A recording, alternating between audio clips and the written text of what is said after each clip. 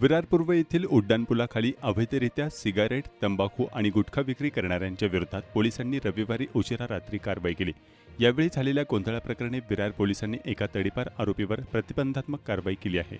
सध्या पोलीस आणि संबंधित व्यक्ती यातील वादाचा व्हिडिओ सोशल मीडियावर मोठ्या प्रमाणात व्हायरल होत आहे। एका व्यक्तीने चक्क महाराष्ट्र सुरक्षा बळाच्या कर्मचाऱ्याचा शर्टच पकडला होता।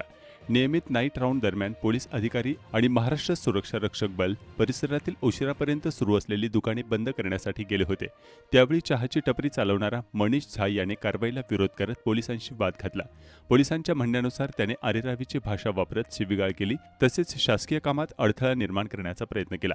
पोलीस आणि संबंधित व्यक्ती यांच्यातील वादाचा व्हिडिओ सध्या सोशल मीडियावर मोठ्या प्रमाणात व्हायरल होत आहे।